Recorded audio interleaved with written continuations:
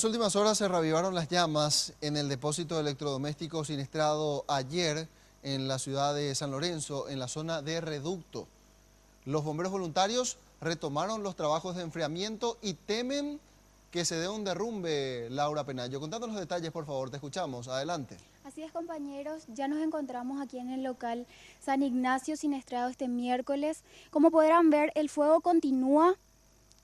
Los electrodomésticos siguen ardiendo, se perdieron documentos, dinero, títulos de propiedad.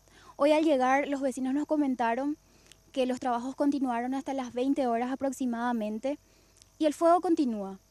Hoy ya pudimos hablar también con el subcomisario Rubén Bazán, que nos comentaba los trabajos que pudieron hacer hasta altas horas de la noche y esto fue lo que nos dijo.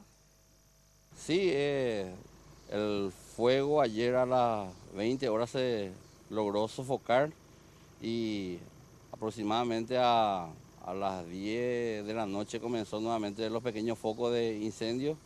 Vinieron bomberos, verificaron el lugar, pero ya no hay peligro de que se propague. Sí, la posibilidad de derrumbe existe, es por eso que tenemos personal policial cubriendo el lugar. También hablamos con el administrador del lugar, él es Mario Gómez, y nos precisó datos en cuanto a las pérdidas materiales. Otro dato importante, compañeros, atención con esto, porque uno de los trabajadores del lugar indicó la posible causa del incendio.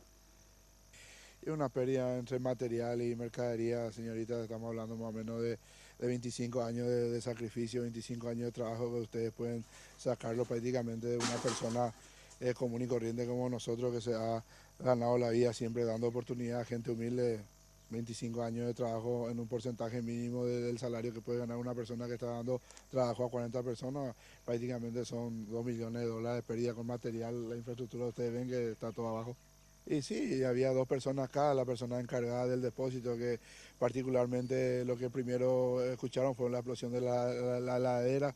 Teníamos problemas de energía ayer, con la acumulación de todo eso, seguramente los artefactos de hoy día no tienen la garantía también que de por ahí tenían años anteriores, y hubo la explosión de la heladera que prácticamente después ya empezó a propagarse, pues nosotros tenemos mercadería que son demasiado propicias al fuego, como son los colchones, partes de plástico que ustedes ven están totalmente consumidos. También conversamos con uno de los bomberos, él es Gustavo Fernández, que llegó hasta aquí para seguir con los trabajos de enfriamiento. Nos comentó que sigue el riesgo de derrumbe aquí, compañeros, y dio algunas recomendaciones para los vecinos que están cerca de la zona. Buenos días. El estado actual del local en sí es crítico porque la estructura está muy débil. Estamos viniendo ahora nosotros para el sistema de seguridad, prevención, y encontramos que se volvieron a reanimar las llamas. Ahora mismo pedimos apoyo, está viniendo un móvil de un AT de la primera compañía para poder sofocar bien el fuego y enfriar bien el lugar.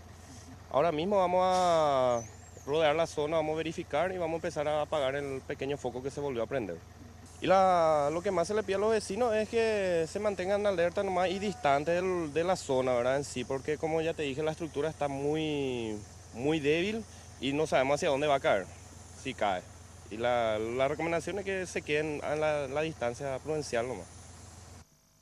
De momento continúan los trabajos para aplacar las llamas aquí en el lugar. Los bomberos ya cerraron el acceso a la zona para poder facilitar su trabajo y evitar riesgos para los vecinos que están en la zona.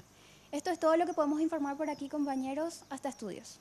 Muy bien, muchas gracias, Laura Penayo. Perfecto, completo el reporte.